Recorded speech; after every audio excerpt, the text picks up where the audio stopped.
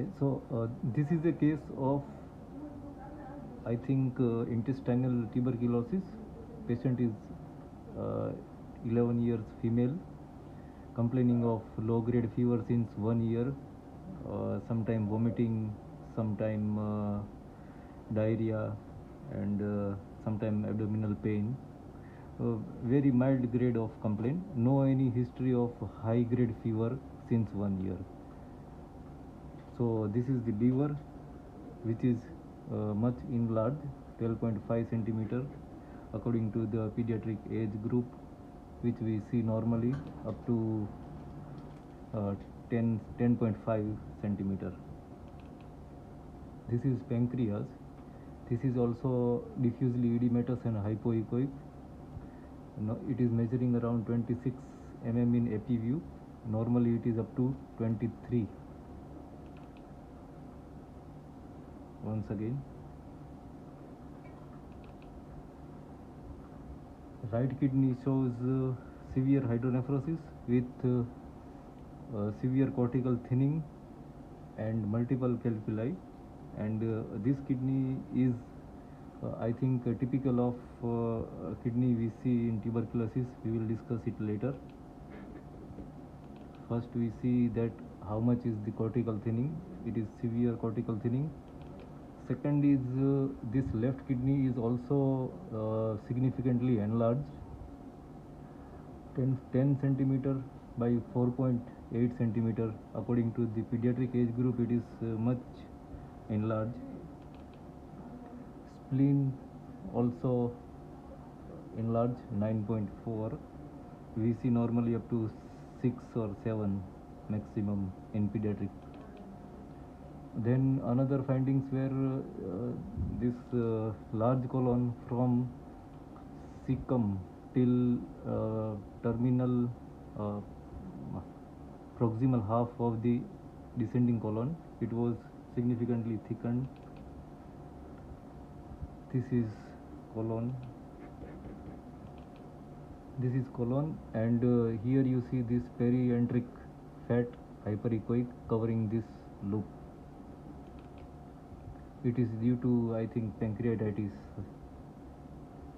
due to fat necrosis and secondary inflammatory process also from colitis. This is the texture of liver. It is normal. This is pancreatic duct, normal diameter, but pancreas is hypoechoic significantly. Gallbladder is normal.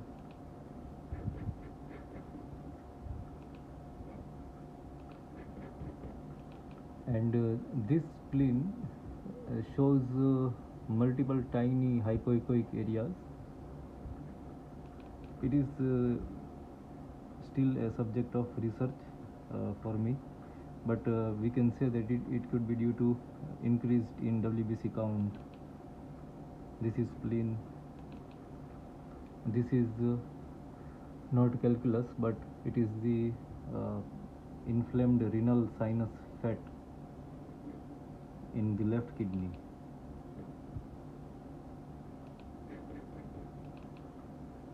Here fat is not so much inflamed.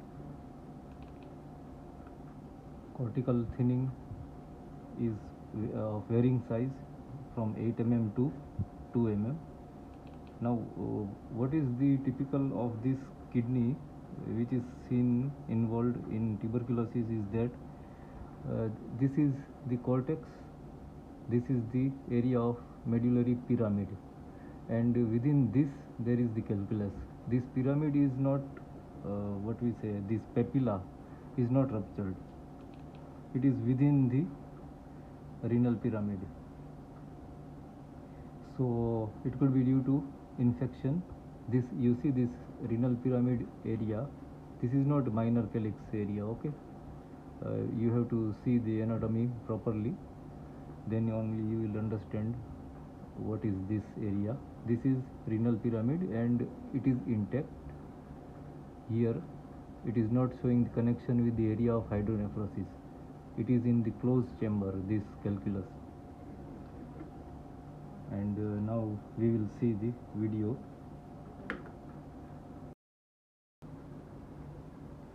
This is liver, absolutely a normal liver, but due to chronic this infection, it has become enlarged.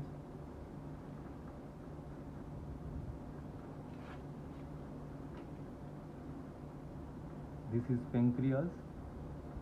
You see, it is bulky.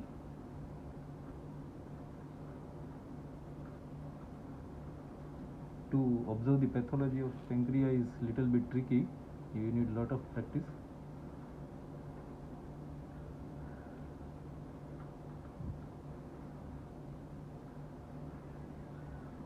This is right kidney.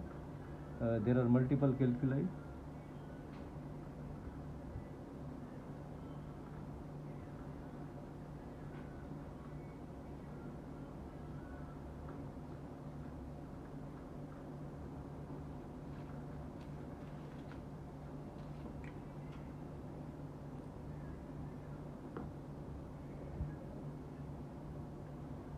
And this is right iliac fossa area. Here we can see this ascending colon, which is quite thickened and showing edematous wall, significantly edematous this ascending colon and transverse colon.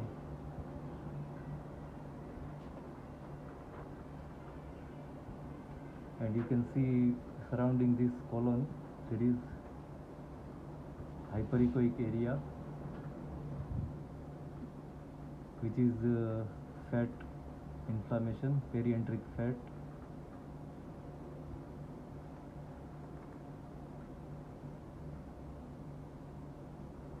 Now you see this calculus, this is in the area of medullary pyramid.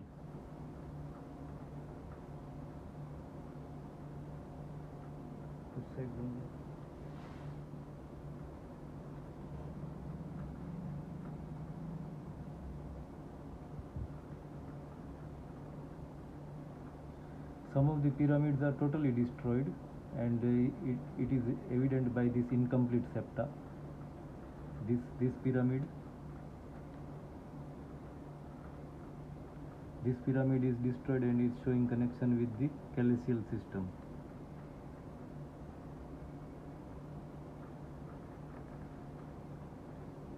थक जाए तो बोलना, लंबा है. This pyramid is intact and it is not showing any connection. You see this cystic area. If it is in the calyceal system, it must show connection with the major calyx, but it is not showing connection. Here is the base of this, what is apex of this renal pyramid. It is still intact, and cortical thinning is of varying size. We will not go deep in that. This is a said number.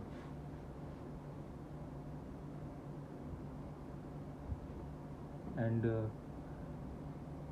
this is the inflamed renal sinus fat.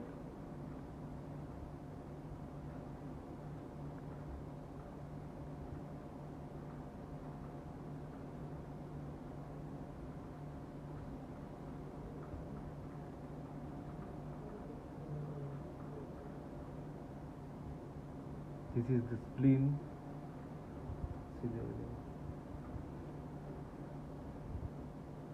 This is the descending colon.